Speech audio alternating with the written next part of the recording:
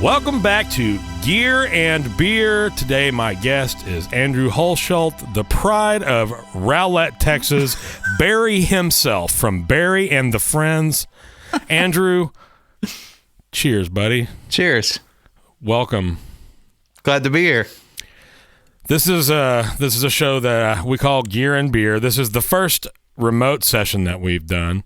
But this is Gear and Beer, but you are not a beer drinker, and I don't know that I've ever seen you drink a beer. I'm sure you have drank a beer, but I can't recall witnessing it. But so we're going to do whiskey tonight, so I'm just going to finish this beer. Cool. Yeah, I was never a beer person for the most part. Well, since this is special, this is, again, our first, what do you call this, remote podcast. I figure I would drink the last of my Blantons here. Oh, there you go. Sitting waiting for something. Ooh. You got to zoom in nice on the this is glass gonna make fill. This is going to make for great audio. ASMR Robert edition. That's true. Get at me on Patreon. Email me at Venmo. Anyway, so I got some whiskey now. So where you live now? I know you're from Rowlett, Texas, but you don't live there any longer. No, I'm technically in Dallas, but I might as well be in Addison. Copy. You're in Northeast Dal. Yeah. Far North Dal, some might say. Yeah, a little bit. That's cool. But yeah, like the area over here is really cool. Everything's super close. If I need anything, I just go down the street. It's awesome. You guys doing loft or house or apartment? Condo. Yeah.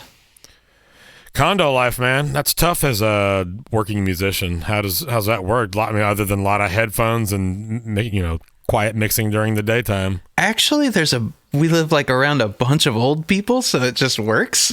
Like I've asked my neighbors so many times. I'm like I think I moved in here like 6 years ago. I was like, hey, if my work is ever bothering you, please let me know. And nobody said anything. Like I've gone over there. I'm like, hey, I was up late last night. Did I disturb you? They're like, huh? I'm like, okay, perfect answer. They don't knock on your door and like, Andrew, do you have to use the F word in your music so much? Why do you hate the government? And all that kind of stuff. No, thank goodness. Oh, man. Yeah, I haven't had a single complaint. In fact, I have never lived somewhere aside from when I lived with my parents. You've never lived anywhere? I've never lived anywhere. Nowhere. How did you accomplish that in such a short time? But I've never had any complaints. It's awesome. Yeah. That's great. It appears that I have already clipped my audio, even though I said, it'll probably be fine. I usually run this with an engineer, and I'm engineering from my mouse over here. That, as you know, viewers, now you know. Listeners, now you know. It's okay. We're doing it on the fly. Yeah, on the fly. We'll do it live. Oh, Bill O'Reilly reference for you. Fuck it. Yeah. So this is a cursing friendly podcast. I just try not to be the one who shatters that glass. There have been a great many of them. Like the first, I think the first 7 of them were all clean, with the exception of maybe one F word or a shit or something. Man, I was wondering about that, like, honestly, because I remember your stance a little bit, like, way back in the day with whenever we were talking about music. You're like, it just doesn't need the language. You could totally do without the language on some of this stuff. And I was like, oh my gosh, if I go on here, am I going to just slip up and he's just going to be like, get the fuck out? No. And in defense of my argument back then, I think it was that oftentimes I presume we were talking about either hip hop or heavy music, which we are obviously both big fans of. Yeah. It becomes a crutch. It becomes an No, totally. Totally. You know what I'm saying? Yeah. Like instead of using, being creative and using your words to do something different, you're just saying the same thing that everyone else says way too much. Yeah, it's a comma. But it's as all words, there are, you use them to evoke a certain emotion, and sometimes they're appropriate. Don't be a dick about it. No, I'm pretty much on the same page with you on that. Hey, how come none of the Burying the Trend stuff is out there for me to find when I'm ready to listen to it? Because the album expired, like the re-up expired, I want to say 4 or 5 years ago, and I think Joey has the account for that. We just need to put it back up. Okay, so you're talking about as far as the digital distribution platform copy. Yeah. Would you guys use TuneCore or CD Baby or somebody? I think it was TuneCore way back in the day. I did that with the jazz thing. I also let mine expire. Yeah. I still use it now. I actually just use it with all my work, and that's the thing is once you start getting it going and you have 3 or 4 albums with it, it becomes worth it. You're like, this is really convenient.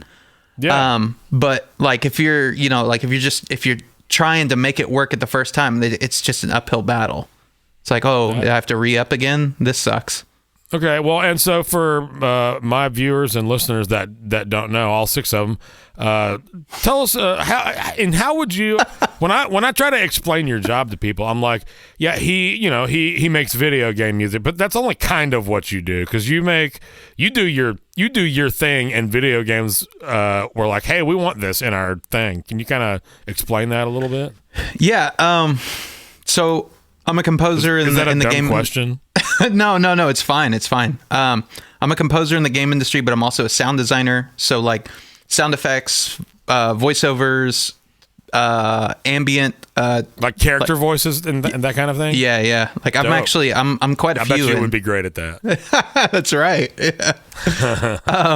But give us some examples. Oh man. Everything I do, I pitch my voice around, so not really nothing that I could. Yeah.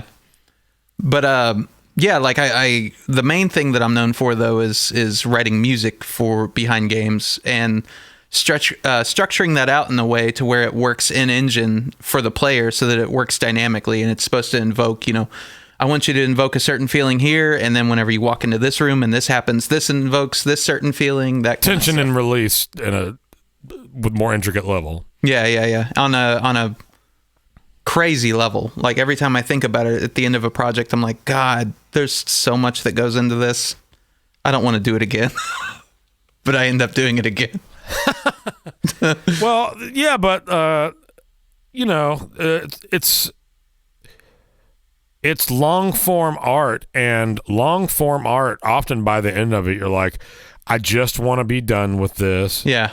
And then you get some distance, and you're like, "Holy shit, that was badass! Yeah, I gotta do that again." That's the thing is you just need a little relief. Yeah, once you're 6 months to a year out, and you look back, you're like, "Oh my gosh, I did that!" It's awesome. But in the moment, you're like, "Oh." It's well, and you're talking about the way that it's interactive with the player's experience, as far as the music.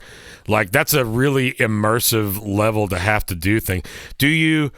So this is kind of I guess a composition question. Do you theme whether it's areas of a map together and then things change, or phrase and adaptation, classical style, you know what I mean? Not really. But yes, at the same time, doesn't make any sense. I'll look at one level. Absolutely not. And absolutely. I'll look at one level and let's say it's they estimate it's going to take 20 minutes for somebody to get through it, right? And then you look at the sections of it and you go, here's your intro. Here's where the meat of everything's happening that you're going to experience for most of the time. And then here's an ending section. They're built literally, if you look at them from top down, you're like, this is built and structured like a song. If you look at it, you're like, that's your intro, that's your verse, that's your chorus. Now we need a bridge, and there's your ending, So I'll look at it kind of like that, as, hey, walk me through what you're doing, and then I'll just figure out an idea. Like I just ask them to cap some footage, or I cap some footage myself, or they give me a build of it so that I can go home and play the game.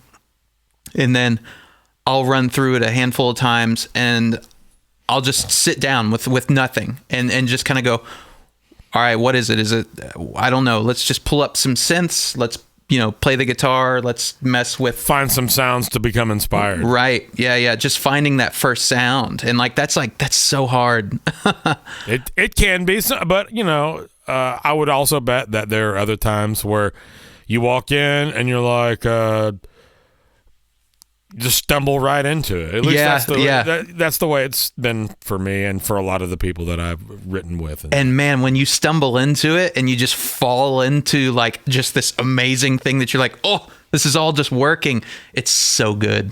Because it's just like everything's just flowing. Yeah, it's like connecting on that level, like getting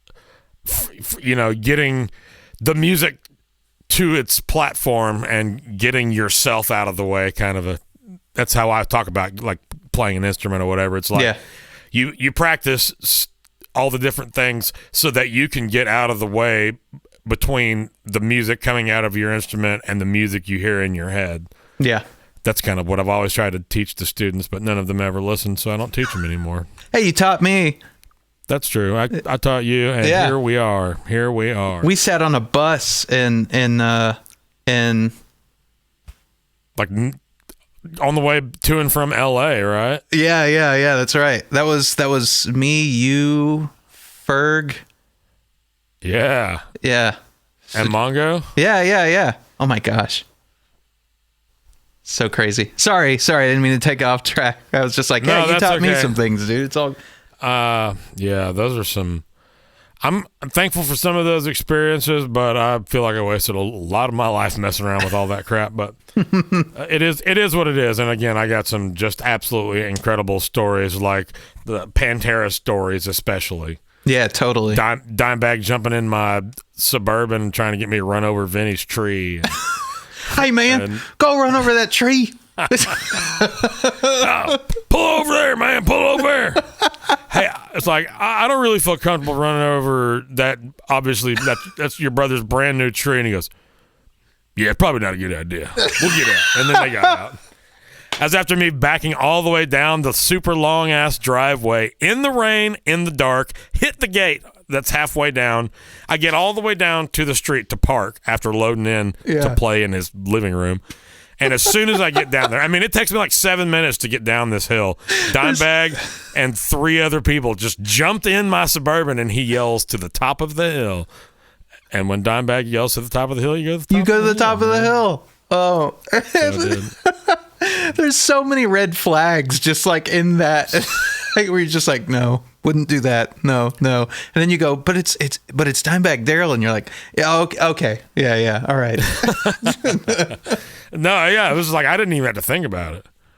And totally. I just so happened to be listening to ZZ Top, and he just pointed at me and goes, ZZ Top! And I think because we were doing the Tres Hombres thing, so I was probably like listening to a solo or something. Oh, that's right. Tres Hombres. Holy shit. Yeah, the ZZ Top tribute and Vinny's living room. We did like 3 years in a row, I think. Bob came one time, and Stick Bob over here. Bob. Shout out to Stick Bob in the usual guest chair. Sup, dude. Sup, dude. Figured that would be a good representation of our link together, because that's where we met at Domestic Studios. Bob is the connection. How did you get hooked up with Bob? Did he put a studio ad out and you guys were like, it was in the recycler, bro.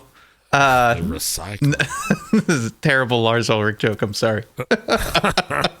No, some kind of monster. It was somebody. It was like a waiter at Chili's. That was right. Yeah, that we would all go hang out over there after school, like just for a while. Like I think it was like 11th grade, something like that. Who was it? Because I used to work at that Chili's, but it was before Bob was a fixture. Would I be lying if I said I thought the name was Shandy? Yeah, I don't know if you'd be lying or not, but the Shandy is is a name of a shitty beer that I've had. I don't know anyone named that as a person. I can't remember. Welcome back to Gear and Shitty Beer. But they knew that we were a band that would come in there, and like every now and then they would just ask questions and kind of probably like, what kind of music? Oh, have you written anything? And we were like, we want to record somewhere, but we don't have anywhere. And they're like, he was like, the waiter was like, I know this guy Bob who comes in a whole bunch. I should introduce him to you next time you're in. And I was like, can't miss him. Overalls. And like this crazy beard. And I was like, this man. I forgot he used to have that stupid ass goatee. I remember when I had one too. They first introduced us. I was like, oh my God, this man looks insane. Like right now. He's like just a big teddy bear. What, 18? Yeah, 17? yeah. I was like 17, 18. So I was like, Yeah. Were you guys all the same age? Joey was a year older, and so was Jason. Oh, Jason was too? Yeah. Okay. And you and Mikey were the same age? Yeah. Well, same, like, different classes? Yeah. Grade levels in school or whatever, right? Yeah. And you guys went to Rowlett, right? Rowlett High. Rowlett High, represent. I guess. I didn't go there. I went to Garland High School, and I'm okay with it. I was just listening to Sports Radio 1310, The Ticket. And they were doing a community quick hits that everybody likes. And it was about community coyotes. Quick hits. Coyotes tried to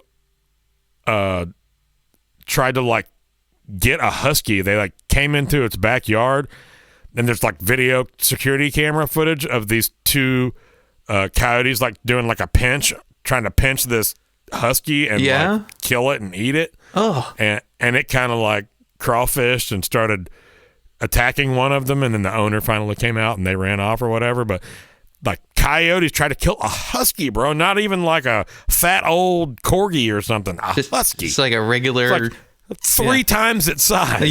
Yeah. They must be hungry or something. I don't know, but that's neither here nor there. We were talking about Stick Bob, and you were how you met Stick Bob, and then we went to Huskies in Garland. We went to Huskies, and they called us the Coyotes. What was it? You guys were. What was the movie that talked about Garland and the apocalypse? That would be Zombieland. Yeah. And you'd think that this is blah, blah, blah, part of the zombie apocalypse, but nope, that's just Garland. It was like, I would have recognized anywhere in Garland they could have showed me. Yeah, same. Anywhere I didn't ride my bike all over, I drove my car all through, so it was obviously somewhere in California. It was somewhere on a set somewhere. Yes, no doubt. So are you in the middle of working on a project now? Are you just kind of like a big one? Like some top secret that you can't talk about? If I was, I couldn't tell you. I can tell you this, though. I'm working on 5 different projects at the moment. Okay. Yeah, so I can go that far. That serious of an NDA that you can't even tell someone you're working on something? I can say I'm working. I just can't say who the employer is, what the work is. I wouldn't. I don't want to pry. I was just like, but you got 5 different things going on. Yeah. 5 different things. Like a couple of them are between friends, and like we've just worked together for forever. So Barry and the Friends? No.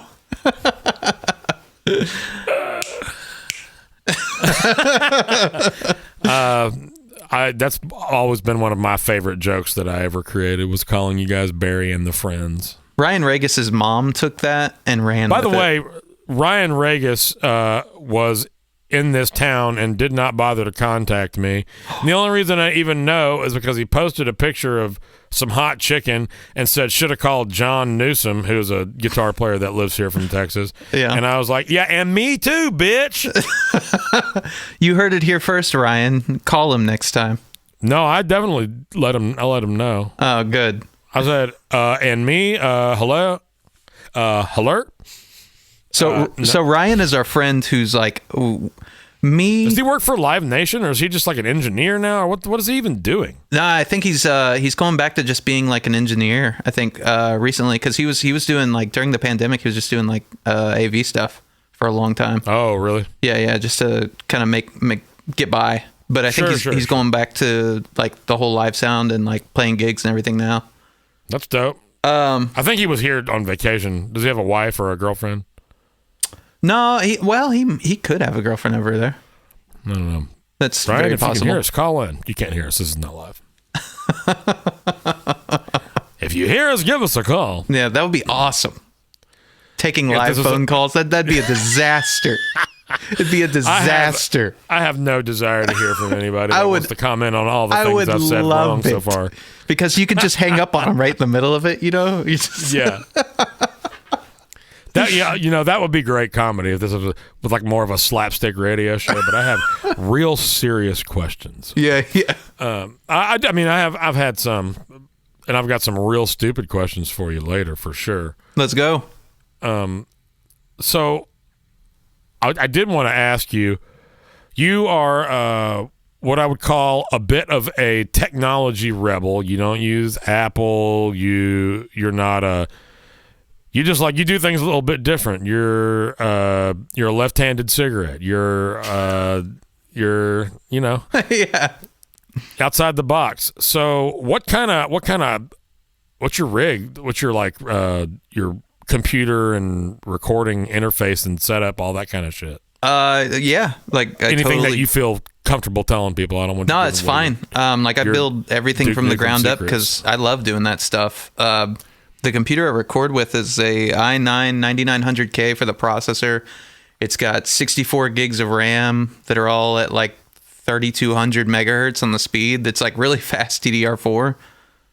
There's 8 terabytes of SSD hard drives in there for samples and like VSTs and how many libraries. Terabytes? I want to say it's.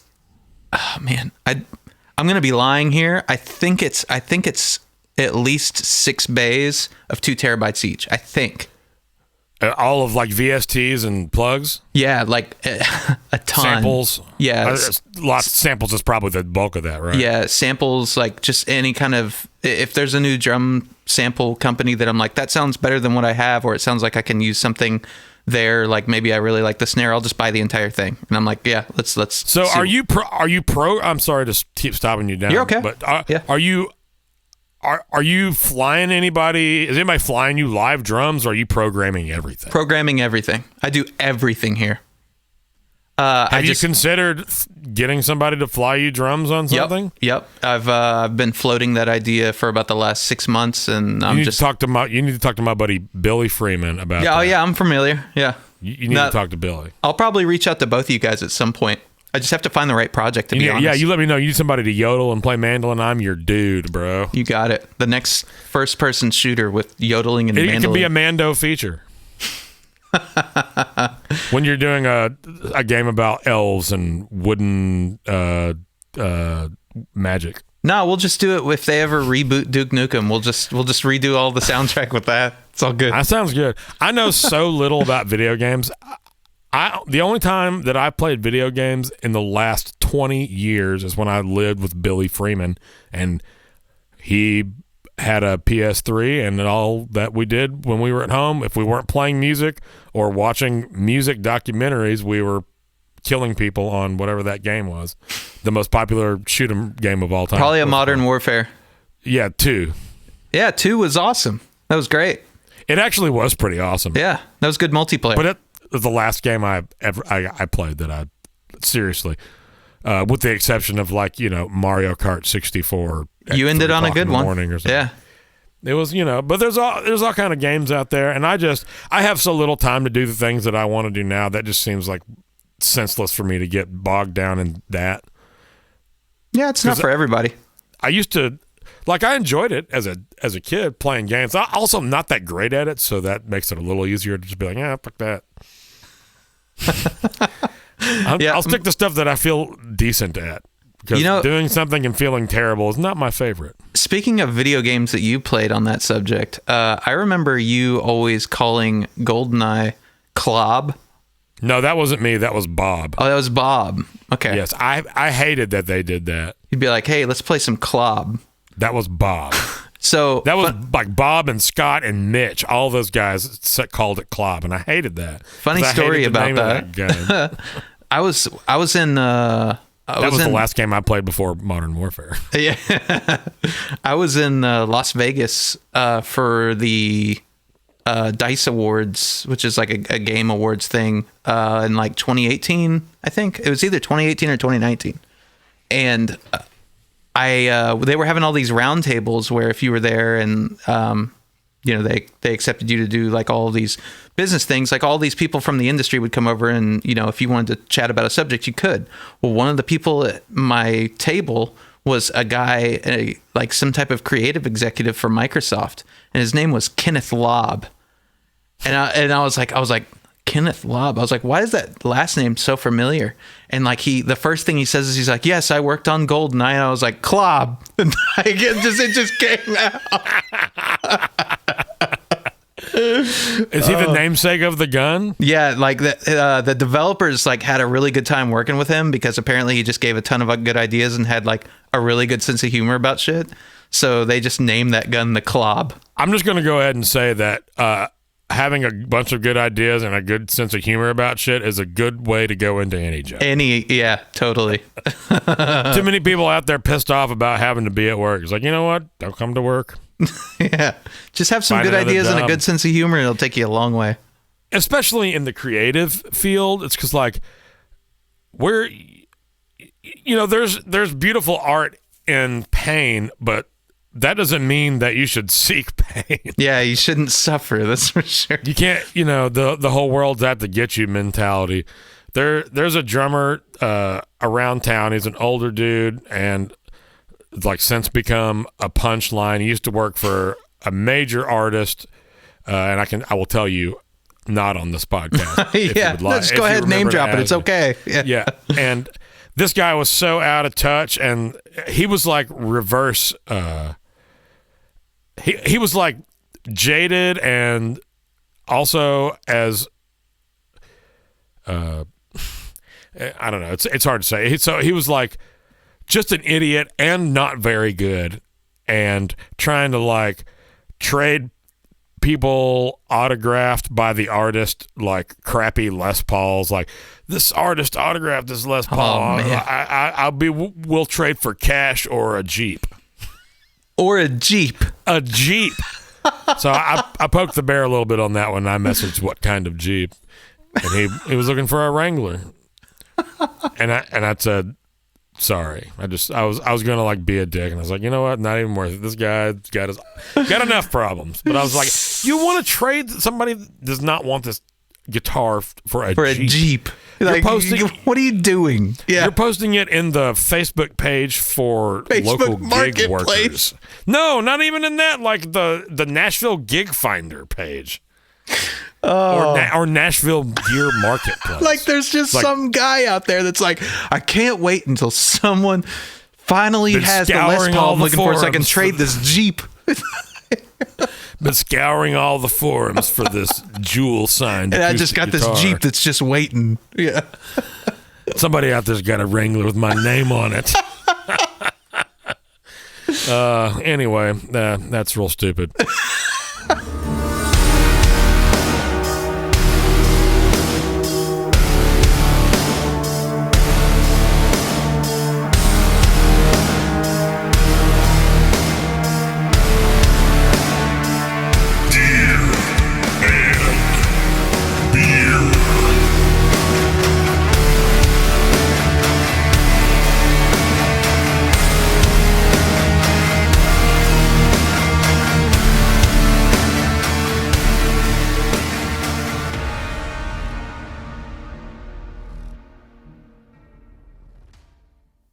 I think I got about 30 minutes left on the GoPro just for reference, but I'm also recording the screen, so that might not even be a problem. What do you got, like a 2 gigabyte card in that GoPro? Something like that. Cool. Yeah, Nice preparation for this. Yeah. Hey, I went and got a new webcam. I thought you said you already had the Logitech. No, I had one, but it's garbage. It was like 720p. Oh, good. Yeah.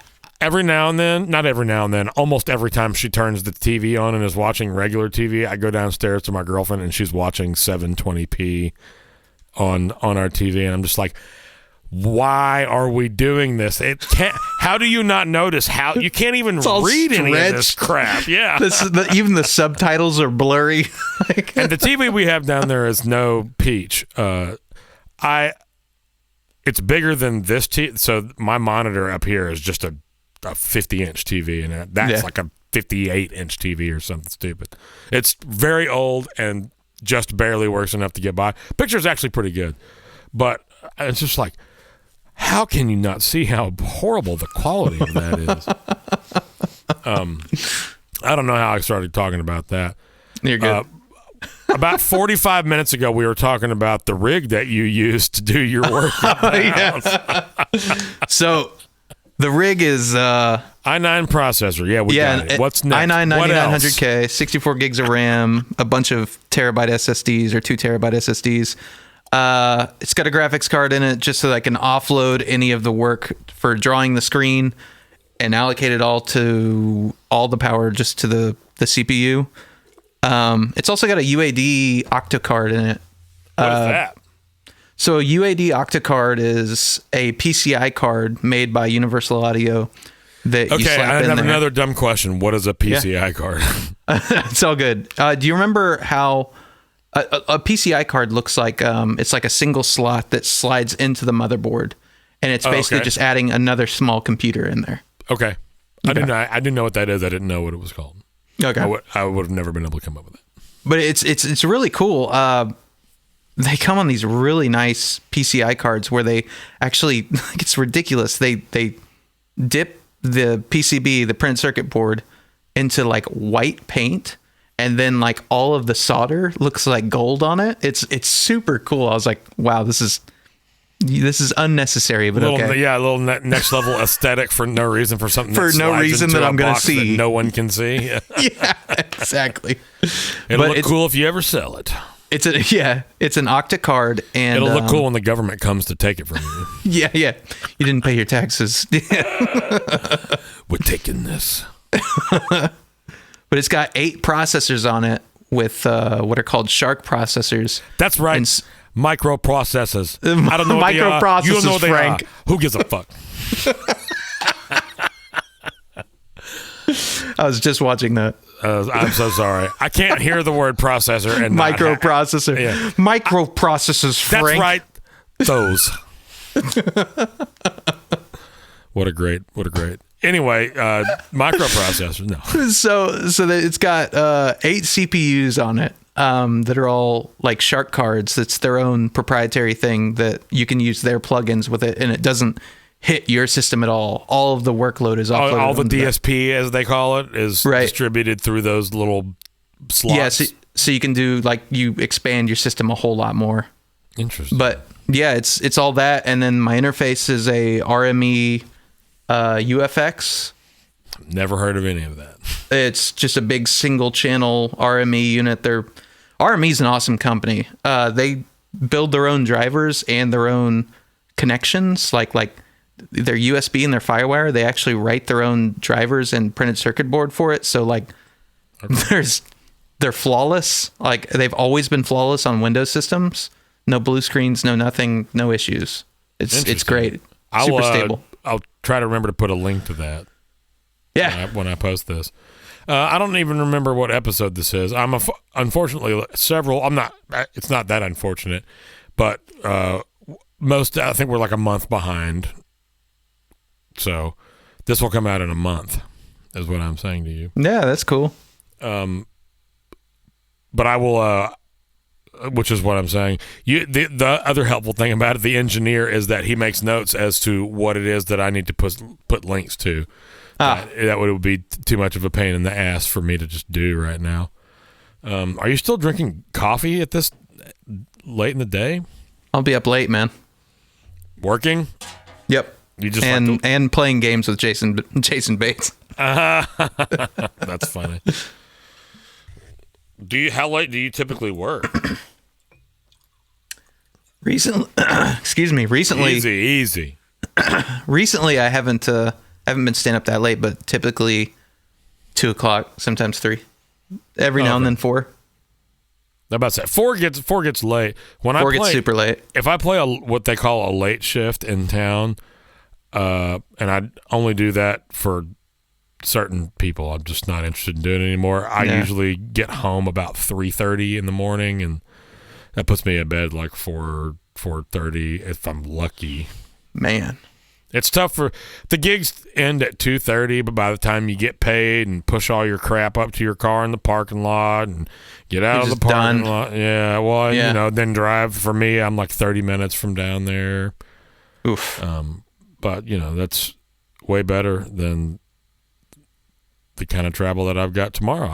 I got to fly out tomorrow at 5 o'clock to a place that like 8 planes fly a week. So I'm gonna fly out of here at 5:30 and finally get to my destination at midnight. Oh my God. After connecting in Detroit with a 2-hour layover. What? Oh my Lord. Allentown, Pennsylvania. Ever heard of it? Me either. Neither. Yeah, exactly. We're playing at a like, I think it's called the Great Allentown Fair, and we're opening for Carrie Underwood, who is obviously a major artist, so it's going to be a big production. As a matter of fact, I just remembered that somebody called me that I forgot to call back about that, so I will do that after this. After this podcast, I mean. Hopefully I'll remember. Yeah, but the whole late thing, like that used to be me for sure. The first couple years that I lived in town, most of my work lived in this town in Nashville. Most of my work was downtown because I didn't move here with a gig. Sometimes dudes do. A lot of times, actually, dudes move here with a gig already. I didn't have one, and so I was only working downtown. And when I was like hitting it hard, I was playing, 12 shifts a week, 6-7 days a week.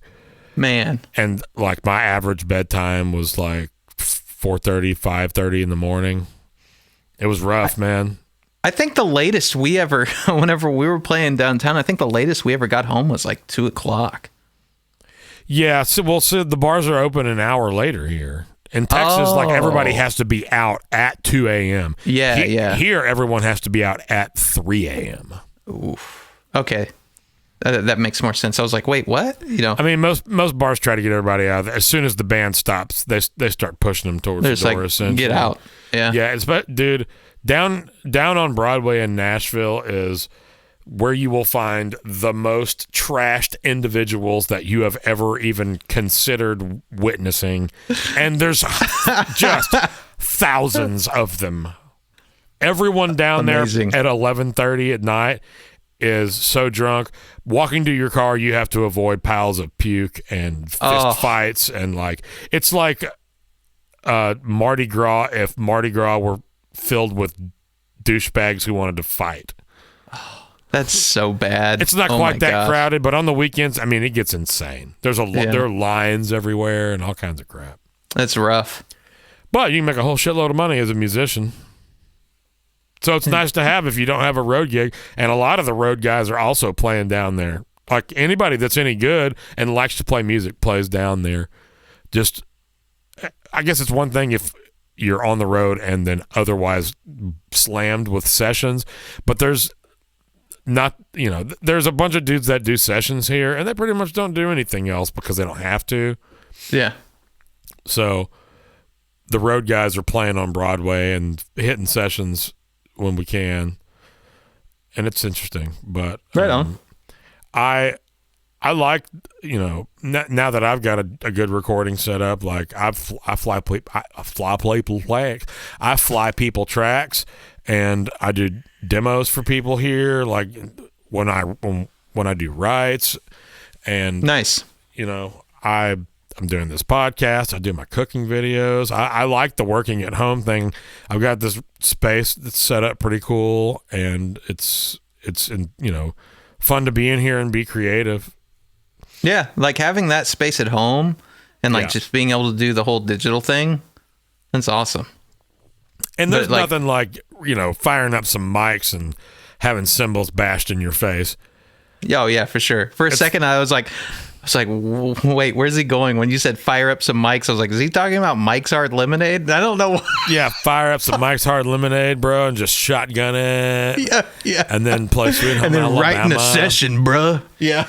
Is that a Quake shirt? It is. Oh, look, you know your games. I know my branding.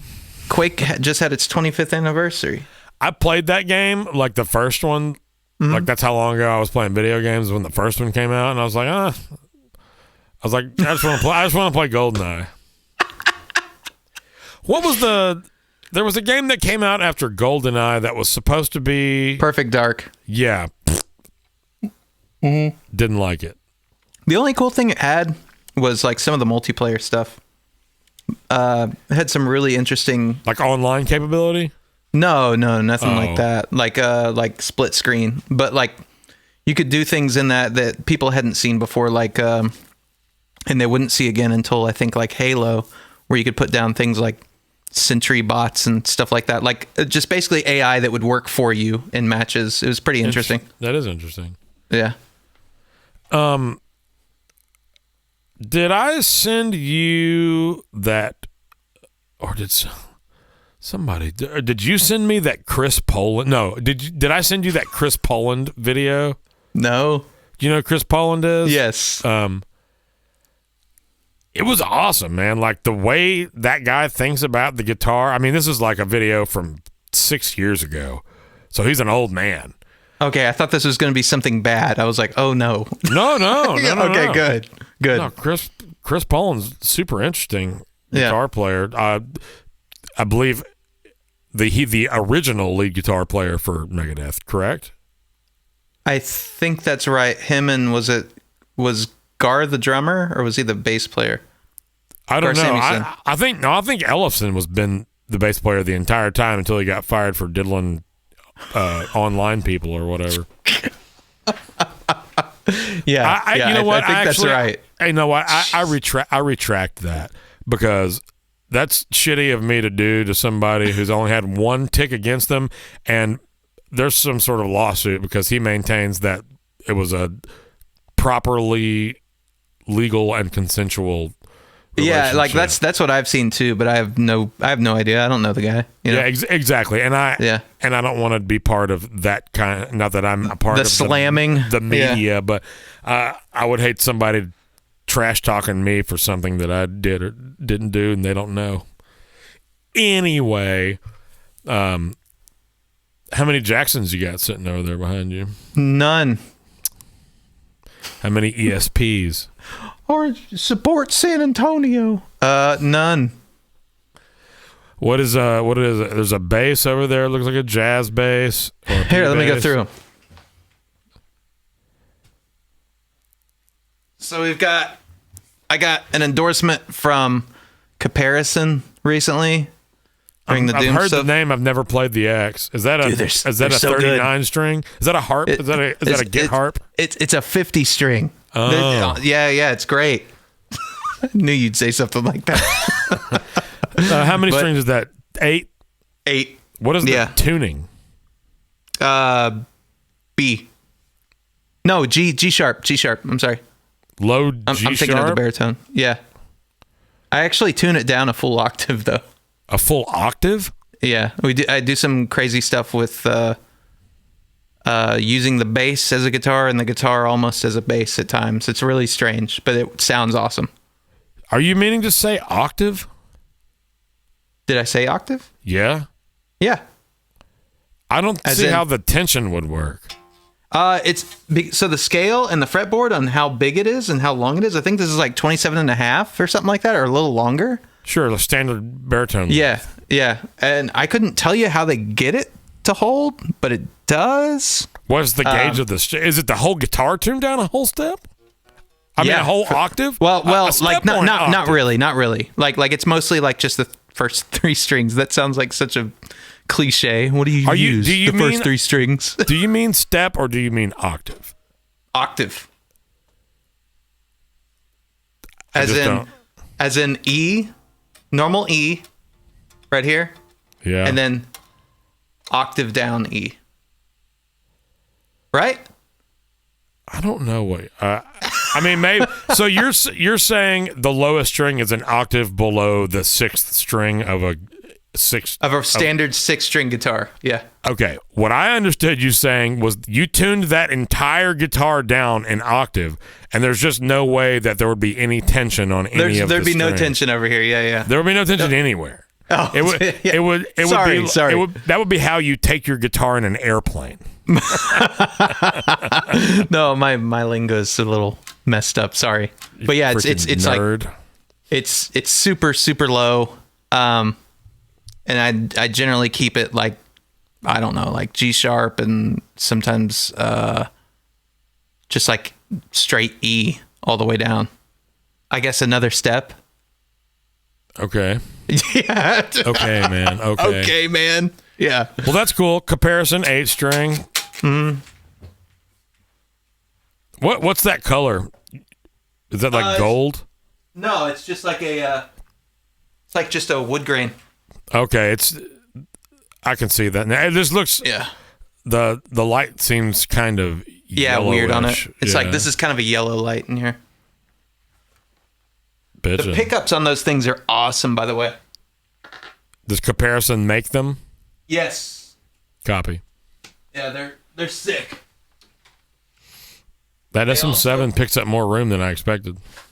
They also gave me a 7, which is I just keep in standard 7 tuning.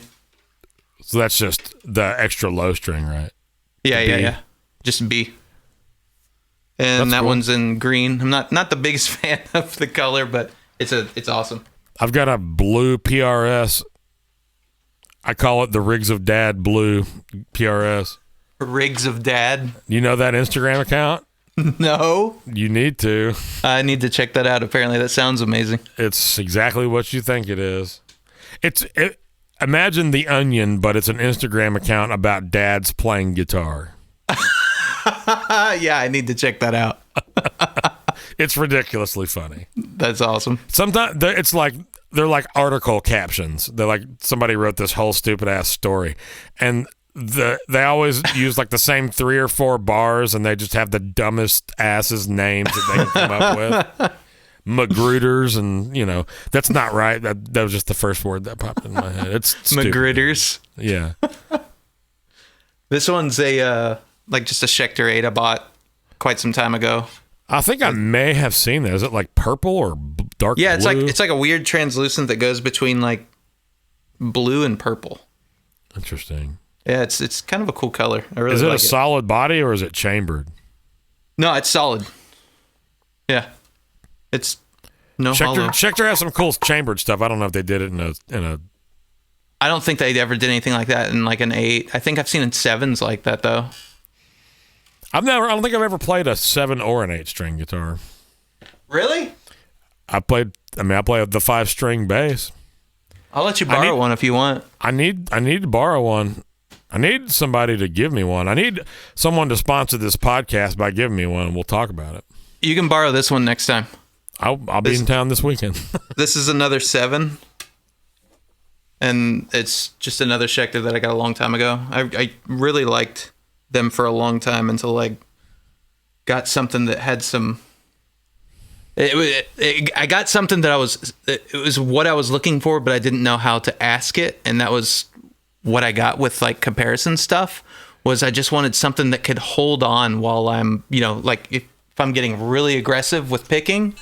I don't want something that's just going to throw itself out of tune over and over again, even though it has like a 27 and a half inch scale. If I want to be aggressive, I want it to track well, and I want it to track articulately. Like I want to be able to hear each individual string. Yeah, and that's what those pickups were really good at, like really good. So basically it comes to just like voicing the pickup so that there's clarity in the lower frequencies. Well, more like the high mids and like and rolling really? off some of the lows. Yeah, so that I can would think get that there more would be percussive. Okay, interesting. I would think the problem would be in the muddiness and string separation down to your G sharps and all that. Yeah, your G sharps. So that was a Schecter 2, right? Yeah, that was a 7. 2 Schecter 7s, a comparison 8, or 2 7s, a comparison 8, a comparison 7, a Schecter 8, a Schecter 7. And you'll probably you might recognize this one. I still have it. This is the baritone. Oh, okay. That's a Schecter 2, right? Yeah, that's from whenever we used to play shows. I actually only keep like 3 strings on it at any given point. There's a guy in town that plays a 2-string bass, and it's the stupidest thing ever. I was using this. The only reason I kept 3 strings on it was because the last project I was using this for, I was bowing it. Like I was putting it through like about 3 or 4 pedals, like a really long delay, a really long reverb, and then the rainbow machine. I've got one of those. Yeah, it sounds trippy if you're doing it. Do you remember the settings on the rainbow machine? Do what? Do you remember what your settings were on the rainbow? I had no idea. Yeah, like I would just experiment and twist knobs until I got something I liked. The bass player from Cartwright, my Fusion outfit from back in the day, hit me up today about one of our live performances that I was rechecking it out, and I was like when I was using the rainbow machine to blast off into outer space at any given point. It's like hitting something and then hitting the magic button and starting to mess with all those. Yeah. Sounds like a space echo on steroids. Oscillating into outer space, bro. Yeah, totally. Yeah. Is that a Strat? Yeah, it's an American Ultra. Oh, it's a newer Strat. Yeah. Last 10 years? Standard tuning. What's old? Up? Last 10 years, so they've been doing those, right? The Ultras, what year? They don't do the Ultra anymore, right? Ultras are, I think, within the last, 4 or 5. Oh, okay. Because they replaced, if I remember correctly, they replaced the... Because they got the Elite, the Ultra, and the Professional, and the... Yeah. They got a bunch of different lines. I was like, how is anyone supposed to even keep up? They really they've completely they've added way too many models to the market. Well, I think that their plan is flood the market and keep diluting everyone else's sales. Yeah, probably. It's working, especially because Gibson can't pull their heads out of their bottoms. No, not at all. It's like, you know what they're great for? They're great for hats, you know? They're great for hats and awesome guitars, but 1 out of every 80. Yeah, I was about to say 500, but yeah, okay. Well, and then they had all the wood fiasco, so who even knows what they're making those things out of? Old fences? I don't know. What did they call it for a long time? They were like burnt maple or something. The government stole all their woods. Oh, you got you a Geddy Lee 5-string? No, this is also a... I think this is it's an American Ultra too. It's a 5. Oh, they call that an Ultra? It looks like back in the day. It does look like Geddy Lee. Yeah, the frets. The block inlays. Yeah, but my buddy Wes has one that's a deluxe that has those. I think that's an older series. That's what I was thinking, like deluxe. Like I think these basically used to be the deluxes. Well, and he's got an Ultra too. It's like a burst that he was just talking to me about recently. Oh yeah, and he loves it. I mean, he just gets basses and does what he does, makes them sound all the same way, which is great because he's the best bass player I've ever heard in my life. I'd really like some type of Music Man just as an accent, just because I don't know what it is about the humbuckers that I really enjoy them on mixes. Let me rephrase. I said I don't like them. I like the 2 basses that I have that I play are my vintage P and my modern 5-string jazz. And well, the modern is, I say modern, it's a 2009. It's still a passive bass. I swapped all of the. I literally kept the original pots and pickups and just put better connective wires between the pots, and it sounds night and day better. Nice. They use sometimes that's all it takes. They use the trashiest, they made their wire out of old solder or something. Oh, I thought you were about to say old socks. Made their wires out of old socks.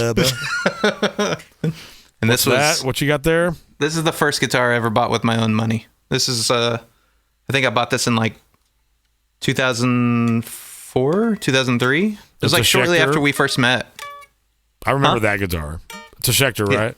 Yeah, it's just a regular C1 from like 2003, 2004. Is it black? Somewhere around there. Black and cream? It's that stupid red cherry. Oh, like, yeah. The one that you saw red. every metal kid ever with.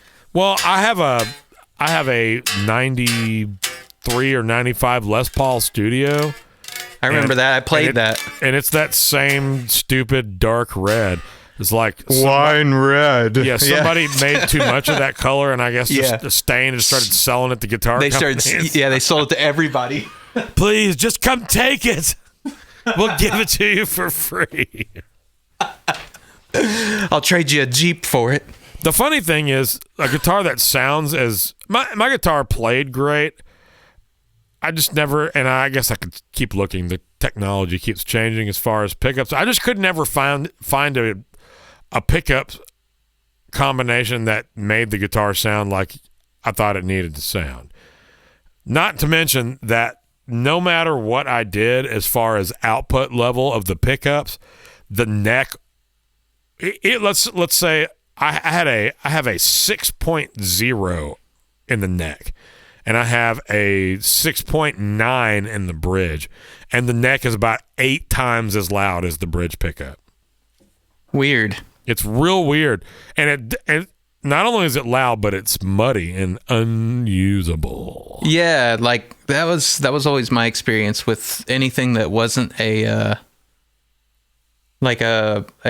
VOS with Gibson, where they actually throw in like some of like the hand wired stuff where it's like Antiquities, basically, like their version of Antiquities. Those sound amazing. What do they call those? The 57s or whatever? Yeah, like 57 classics or classic. Yeah, 50, yeah. Something like that. Yeah, and Duncan put them in like the R7s and the R9s and R8s. Yeah. And Duncan calls them like their version is the Antiquities, I think. Yeah, Antiquities I'm familiar with. They're still a little dark for my taste. I like really open humbucker, like as like non-wax potted poles. Humbuckers probably wouldn't work for what you're doing with the amount of gain that you sometimes use. I've got these Klein is a pickup maker out of Denton, Texas, and I've got his 58 PAF in the neck of my PRS and a 59 PAF in the bridge of my PRS, and the only thing, like, this dude bought all these old pickups and like sent them to labs and got them tested for the qualities of the alloys and like as closely as he possibly could reproduce them, to the fact that he spent $30,000 on this machine to properly round the edges of the covers to make them authentic to the original design of the PAF to make these pickups. And they're the best sounding humbuckers I've ever had. I was about to sell my PRS because I just couldn't open it up. It was too dark. I tried the Grissom's, I tried the McCarty pickups, I tried the Dragon 2s, I tried two other sets of PRS pickups. I can't even remember what they're called. Now, this is also a long time ago, so they've got a bunch of new stuff now that's totally different. They may have something that works great for what I'm looking for now, but then they did not, that I could get my hands on. And I put those two in that guitar, and like it's a PRS, so it's just built, opened up. It's built to the hilt, and it plays like $1 million. It's an extremely reliable guitar from a playability standpoint.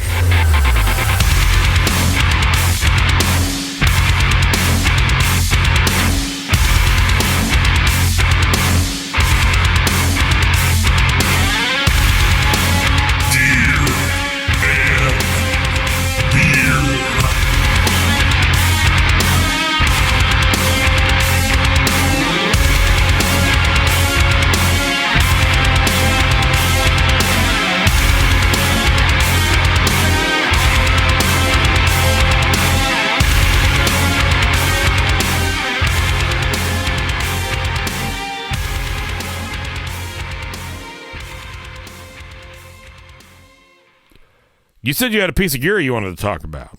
Yeah. So, this thing, have you ever seen one of these? No, it looks like it's called a Lyra 8 for our listeners. It's got a mixer-looking layout. I'm assuming it is a drum machine or perhaps a drone synth. Yeah, drone synth. Ding, ding. That's a really good guess. So basically, it's 8 oscillators that you can have feed into each other. And you can tune them all separately, and you can have them come in at different times. When or you can say have them all feed hold. into each other, what does that mean? Like crosstalk on a mixing board, like old analog consoles. Okay. They can do what's called crosstalk, where a little bit of one channel bleeds into another. Interesting. And you can control how much bleeds into the other, and it actually manipulates the waveform. That's pretty badass, actually. Yeah, you can actually get some really, really, really interesting textures out of it if you sit there long enough with it. Is the crosstalk thing present on boards? Like, how old a board do you need to see that? Oh my gosh! Nowadays they simulate it. Really? which is insane. But you can find them on like some of the old Harrison consoles. Neve consoles had them. So you mean like big studio consoles? You don't mean like a live Mackie rig or something? No. Like big old studio consoles. Gotcha. The one that's like most famous for it, I think, is a Harrison. Oh gosh, Harrison Ford, I think. Get off my plate. Did you like that? I did. That was some of that voiceover work we talked about. Yeah. It pays big bucks, man. No, it's like I forget which Harrison it was, but it's the one that they did Thriller on, and it's like this big like beige board, and it was known for crosstalk because each channel sounded really good over top of each other, especially when you squeezed it through something like an LA2A or a 1176. Yeah. And that was the big thing with it, was the crosstalk. Everybody always talked about it. So but yeah, like it just gives you like crosstalk between each other. So when you do the crosstalk, it's now that single oscillator is actually manipulating multiple different sounds and just totally changing the texture. That's pretty badass. It's totally changing the waveform into like basically almost folding. Like you're going into weird abstract territory. This will shock none of my listeners or viewers, but I don't know anything about synths. You got to spend the day over here. I do. Yeah. I do need to. It's got a analog delay built onto it. You can actually set the delay as a parameter built into some of the crosstalk, which is really weird. It's got its own drive circuit built into it, which is like really super harsh, which it's all I could want. Is it difficult to control the chaos? Does it end up in chaos a lot? It does end up in chaos, and you have to kind of be like real touchy with it. So, sure, that's been my. I mean, just for example, like the super delay. Just let's say we're just talking about delay. Like the further you get towards crazy, like the more sensitive all the controls become. Yeah, you have to just barely touch the feedback. Yeah. But yeah, it's kind of like that with most controls on it. So you really got to throw on like a set of headphones and, like a good reverb and just kind of mess with it slightly as you go. Okay. That's cool. But it's awesome. I've used it on so many textures. There's an album that I'm going to push out in like about 6 months that every single track has it on there. I loved it so much I put it on everything. So what is the album? Is it it's like your solo thing, or is it like music of composer of digital game composer? For a game. Okay. Yeah. I haven't gotten to writing my own stuff again yet, and I don't even know what that would sound like anymore. I would be interested to hear it. I think it would be I think it would be fun. I think it'd be completely different than anything that. Are you doing vocals like in music on this stuff? No. I still try to keep those chops up, but no, I haven't had anything that's required my voice on games since 2013. Oh, musically, man, I'm real frustrated to hear that. Well, I mean, like it's weird because if you try to, it's mostly my choice. They give me a lot of freedom with how the music goes with everything, and so if I was like, hey, I really want to sing on this, I think that they would let me. Like most of these guys would. There's a few developers that I'm sure they'd be like, no, our customer base wouldn't dig on that. But for the most part, it's like immersion breaking. I feel like if you're sitting there and you have just good music while you're experiencing something that's cinematic, or like gameplay wise, where it's trying to make you think, and you hear vocals over it, it kind of pulls you out of it a little bit. Whereas if you just have instrumentation, it's a little different. So here's what I imagined, because again, I unfortunately haven't heard anything that's not been clips of something that you posted, because I'm not a gamer. I don't play the game. But what I imagine and what I would like to hear based on what you described, how you go about it, is like the application of the long tone, like screams as texture or growls as texture. And it's like, you're not using words. You're not trying to tell any kind of story or use lyrics to deepen whatever it is that you're doing, just like using them as other textures, background, big reverb, kind of like way pushed back. Like that would totally work with like kind of like a horror sci-fi kind of game. And I've thought about that. You know what the last game that actually did that was? What?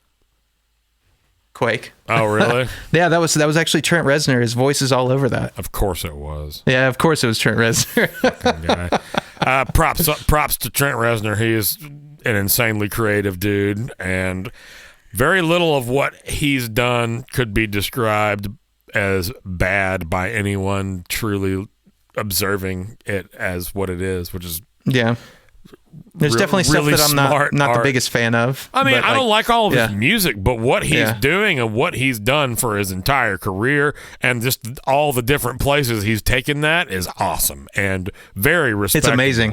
Yeah. And find me someone that sounds like that ever. You can't. Yeah. The dude doesn't exist. Whether he's singing or just programming and creating, cinematic music, like it sounds like him. Yeah. Whether you're listening to Head Like a Hole or the Social Network soundtrack. And it's weird too, because like you wouldn't think that you could identify that so fast with somebody, but like whenever you hear a synth that either him or Atticus Ross has touched, you're like, that's got to be like Nine Inch Nails. Like it's just got a thing to it. It does. And you know what that is? You know what I figured out what that is for the most part? What? One of his favorite synths I'm actually trying to get a hold of, and you can't find it anymore. It's called a Swarmatron. He put it on a ton of stuff for texture, and it sounds like just this overdriven monophonic synth that glides. But it's done in a fashion where it's 8 oscillators that are built into this big thing. It's weird, dude. It's the weirdest thing ever. You'll have to like put a picture of it or something like that up. Okay, yeah, for sure. But it's like a piece of tape that you just run your finger on, and you just get the notes for, and you put tape where you think each note is, and then you can bend the tape that's on there and get different pitches. Bend it? Can you like by pressing it down? Pressing it down and moving it back and forward. Yeah, I've seen that. I've seen it's called a Swarmatron. Okay. Yeah. Yeah, they're just super hard to find. It's like a rectangle, like 3D sensitive touchpad, right? Back and forth, left and right. No. This one is like all like it looks like it was built in like the 70s or 80s. Like it looks like a big Soviet piece of technology. It's weird. Okay. What I'm talking about is definitely newer than that. And come to think of it, I think it had a name, and it was not Swarmatron. I think it was called like the Wonder Board or something like that. I can probably find a photo of it. I think it was like black or gray. I think guys like Jordan Rudess from formerly of Dream Theater and whatever the guy that's doing it now, that guy.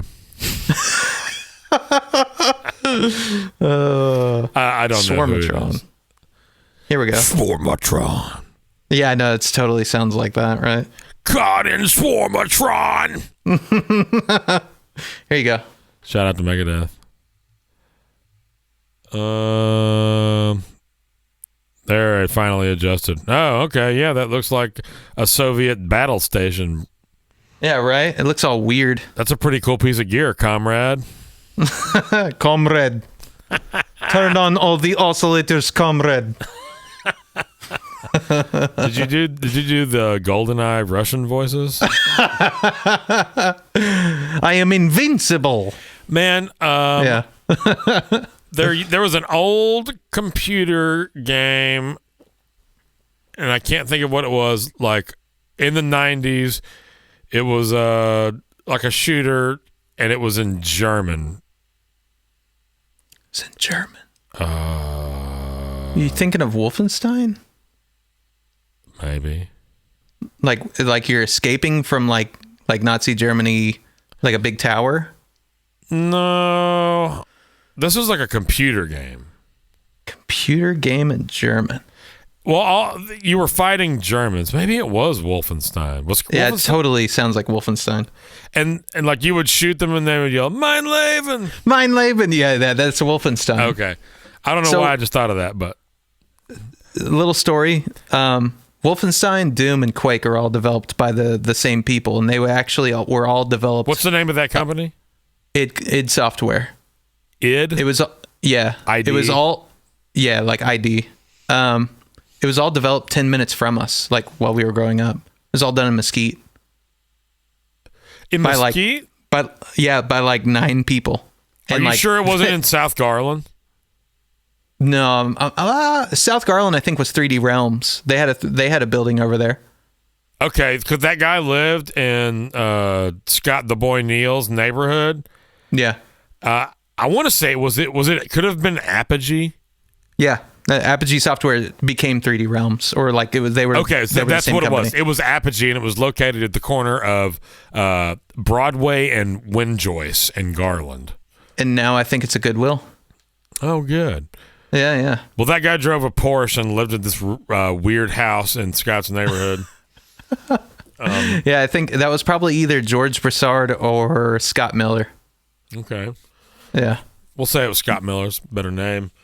But I played Doom. That was about the last video game or computer game I played. I liked Doom and Myst. Myst just got a remaster too, dude. Like just a few days ago. Oh, really? Yeah, it got a re-release and a remaster. I saw so many people playing that like just a few days ago. Presumably just terrible. I like the puzzle kind of games like that, but yeah, it was just so far above my head. Yeah, like a bunch of that stuff is just so like abstract. It's abstract and like and densely so. Yeah. I don't think I ever finished the original Myst. How is it even possible to finish it? It just keeps creating new. It's an AI. The first AI just keeps creating new levels. It for like 25, 30 years. Yeah, until you become a sim in the city and whatnot. Until you become a sim. I really hope that you start incorporating the Verby background scream collages. Yeah, like that's a good point. I should actually try that. You totally should. It's a totally new. It's not even especially if you haven't been doing it. It's just a new texture for you to play with and use. I could probably do that actually with a project I'm working on right now. Is it always heavy stuff or no? Do you get into a lot of like electronic stuff and like yeah? And so like there's a lot of ambient texture stuff. There's orchestration. Like I do a lot of orchestration mixed with synths just to keep it weird. When you say orchestration, you mean like string samples? Strings, brass, okay. like taikos, like that's traditional cool. or like modern cinema stuff. Do you have somewhere like a link tree of any of your work on SoundCloud or something that we could... just go to Hulshult.com, HULSHULT.com. Okay, so good. There's somewhere I need to go because I want to hear this stuff as well. Yeah, because you just click on each album. Okay, well that's badass. I'll definitely put that link up. I always liked better. I always liked your band's music, man. I thought it was great.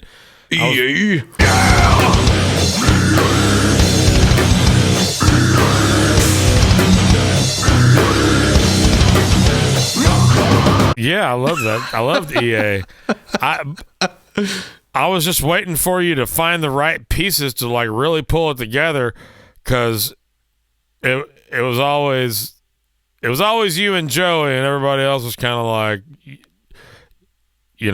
hanging on to each one of y'all's legs. we were all still materializing as musicians. We were still young, you know what I mean? And I don't know whatever. Obviously, I've seen Bates. I don't know what he's doing musically, but dude, towards the end, he definitely was way better at the end. Oh my goodness!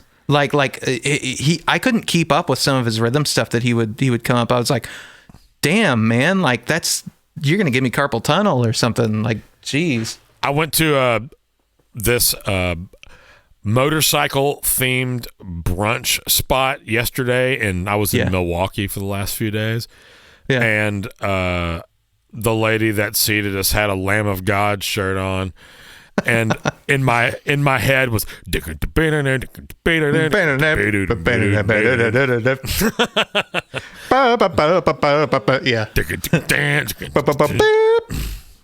yeah, totally, man. Yeah, you guys turned me on to all that. Yeah, cheers, man. You're drinking JMO Black? No, it's just regular JMO, actually. I was bringing JMO Black out, and Taya, my girlfriend, was like, hey, I bought you that little tiny bottle. Why haven't you touched that? And I was like, I will do that right now.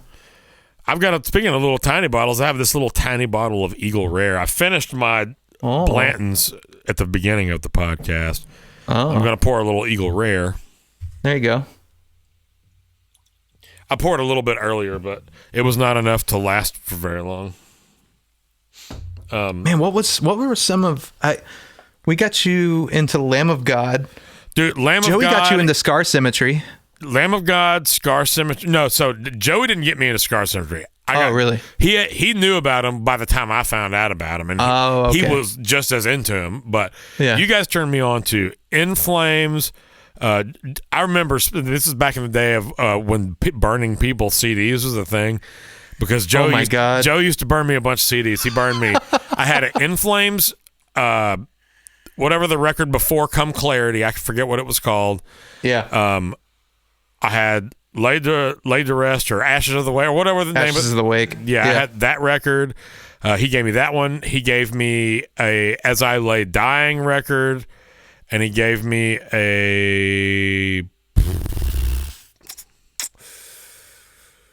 something else. But like from there, I started Pandora-ing based on a certain band, and it opened everything up. Then I find a whole bunch of stuff. Opeth and Scar Symmetry, and Car Bomb is my favorite now.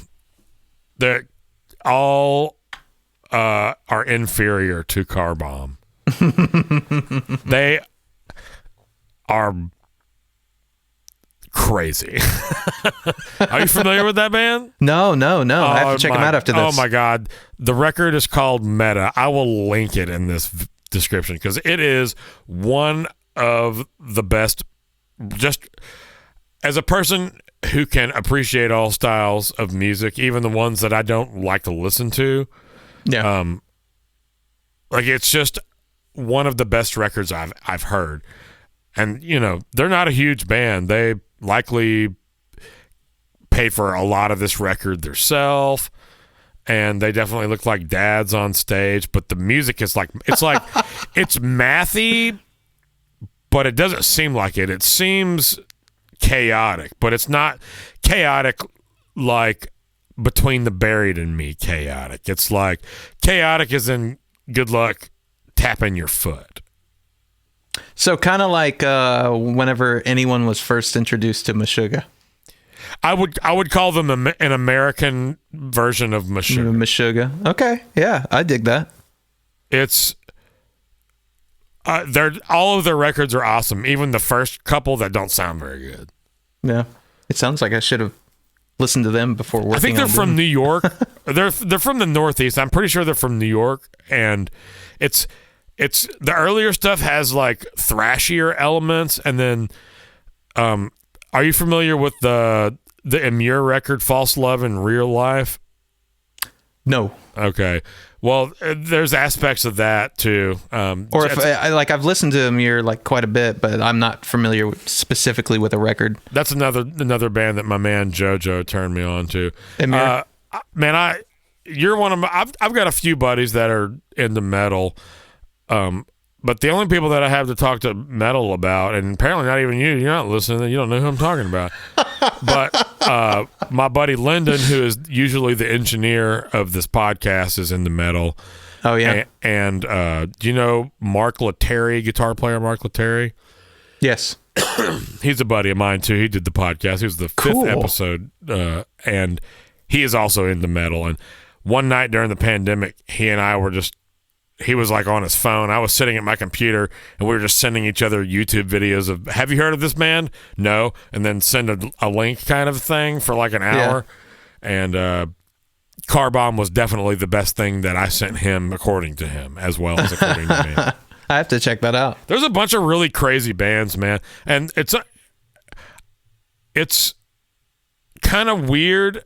It's like a two-sided way to look at the musical landscape. It's like it's so easy to get stuff out that there's a lot of shit that you have to wade through sometimes to find something that's like actually worth listening to.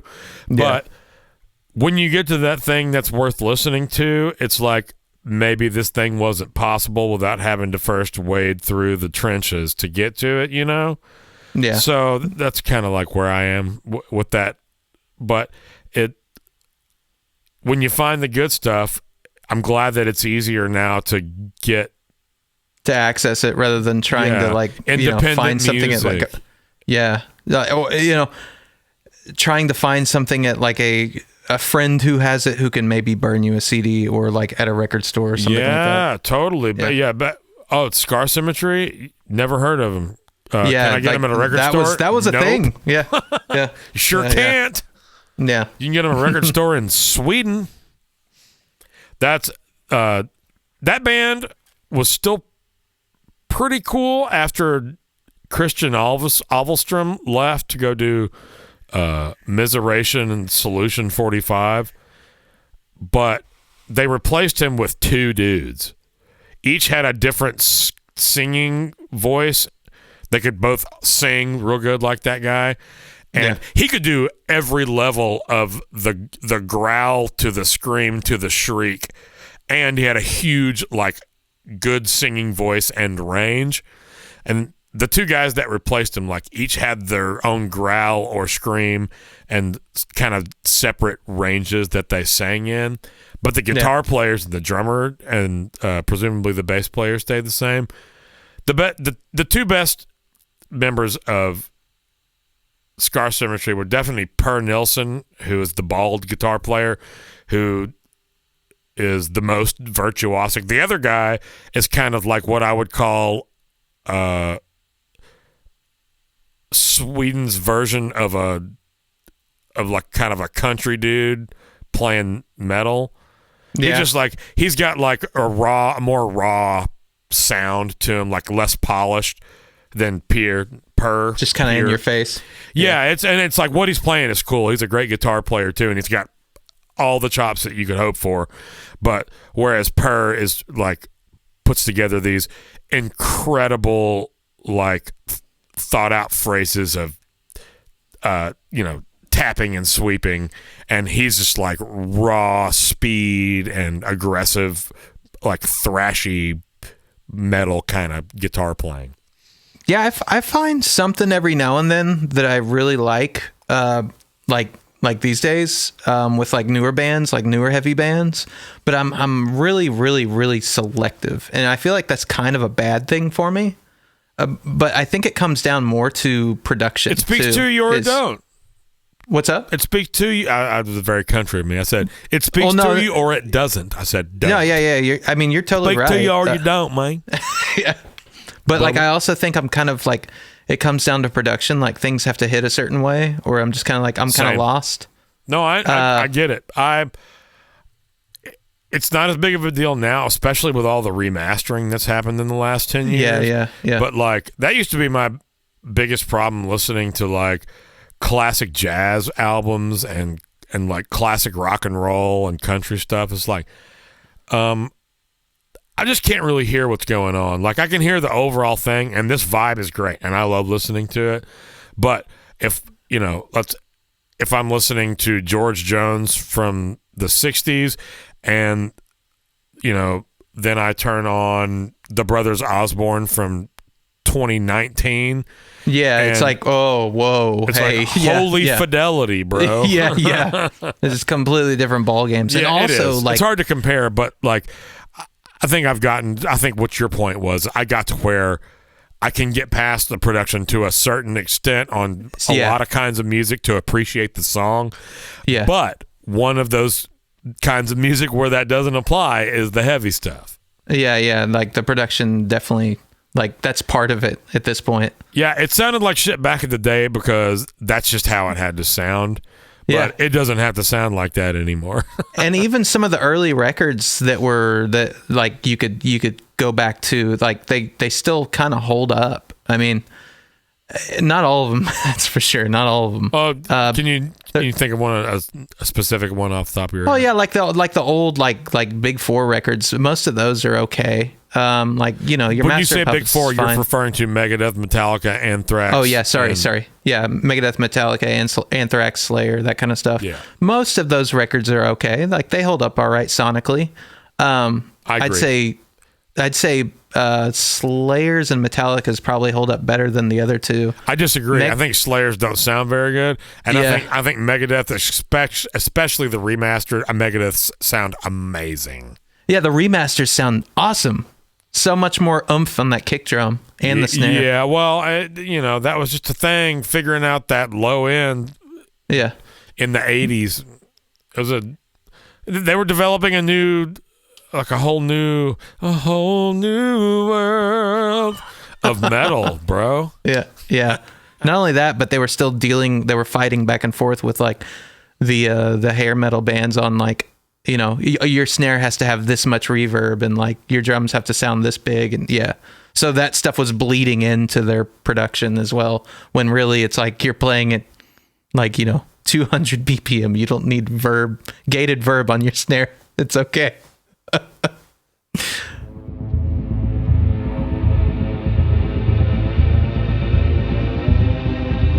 Hey, what's up, gearheads? Thanks for listening. Many thanks to this week's awesome guest, Andrew Hulshult of Dallas, Texas. This is the first remote podcast we've done, and we were having such a good time that it went especially long. So I've split it into 2 separate parts. All the links will be provided in the show notes, as always. If you haven't already, make sure to subscribe and turn on your notifications for this podcast on YouTube and follow us on Instagram. If you're listening to this podcast, just know that each episode has full video and is available on YouTube. Thanks again for listening, and tune in next week for the second half of Andrew's podcast.